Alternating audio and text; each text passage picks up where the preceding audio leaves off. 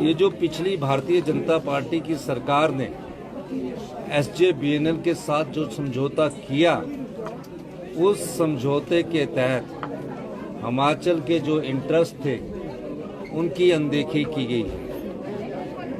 Power policy में ऐसा बदलाव किया गया जिससे हिमाचल प्रदेश को बहुत बड़ा नुकसान हुआ।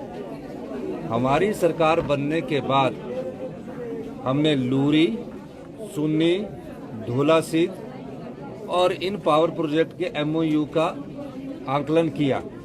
आंकलन में क्या पाया? पिछली सरकार ने किस आधार पर MOU किया? पिछली सरकार ने इस आधार पर MOU किया कि हम GST भी नहीं लेंगे, जो 12% फ्री रॉयल्टी मिलती है वो हम 12-15 साल बाद लेंगे, और जीवन भर प्रोजेक्ट SJVNL के पास ये 4 चले जाएंगे।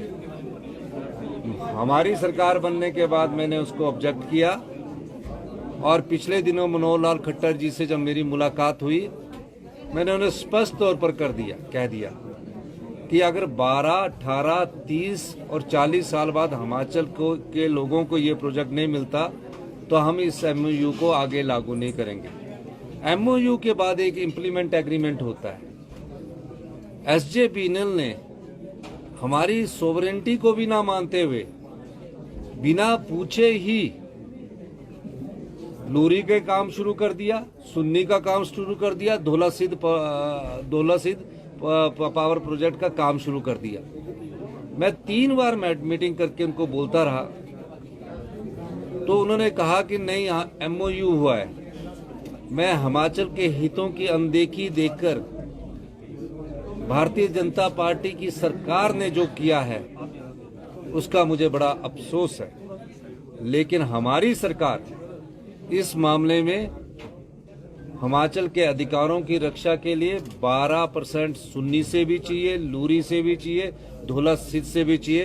पहले 12%, फिर 12 से 30 साल के बीच में 18% चाहिए, 30 से 40 साल के बीच में हमें जो 30% चाहिए, और 40 साल बाद ये प्रोजेक्ट हमें वापिस चाहिए।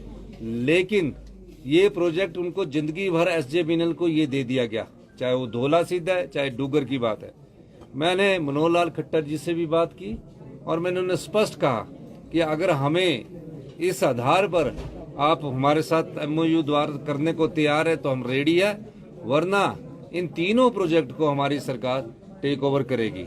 ये जो समस्याएं आई है लूरी के लोगों के साथ, इनकी समस्याओं का समाधान नहीं किया गया है, न लाडा दिया गया है। अब लाडा तो उनके क्षेत्र का अधिकार है, ना उस क्षेत्र से उजड़े हुए लोगों को नौकरी दी गई है, ना एनिमल हस्बेंड्री को इसमें कंसीडर किया गया है। जो उनकी रिहेबिलिटेशन पॉलिसी है उसमें आपने हॉर्टिकल्चर कंसीडर किया, आपने एग्रीकल्चर कंसीडर किया, आपने एनिमल हस्बेंड्री की सेहत पर भी तो फर्क पड़ता है, किस आधार पर हम कंसीडर करते हैं।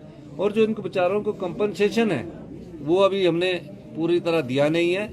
हमने सरकार की एक कमेटी बनाकर इन सब पहलुओं को देखने के लिए कहा है, और जिनके मकानों में भी दरारें आई है उसमें भी हम उनको क्या कर सकते हैं, इस दृष्टि से भी हमारी सरकार देखेगी।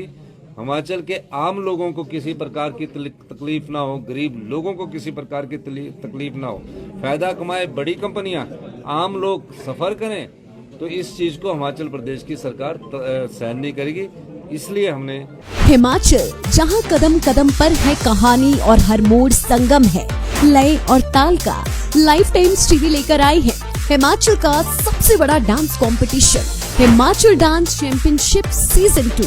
पहले सीजन की शानदार कामयाबी के बाद दूसरे सीजन के ऑडिशन जल्द ही शुरू हो रहे हैं। सीनियर जूनियर एज ग्रुप में सोलो, ड्यूट और ग्रुप डांस के मुकाबले, where passion meets precision and talent takes centre stage. ये सिर्फ एक कंपटीशन नहीं बल्कि सेलिब्रेशन है।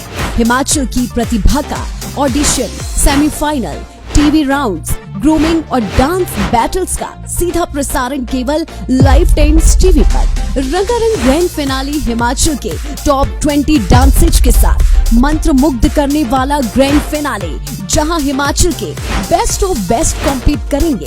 हिमाचल डांस चैंपियनशिप टाइटल के लिए विजेता को नगद इनाम भी, प्रतियोगिता में भाग लेने के लिए अपने शहर की डांस एकेडमी में संपर्क करें। हिमाचल डांस चैंपियनशिप के फेसबुक पेज से आज ही जुड़े और पाएं कंपटीशन की हर अपडेट।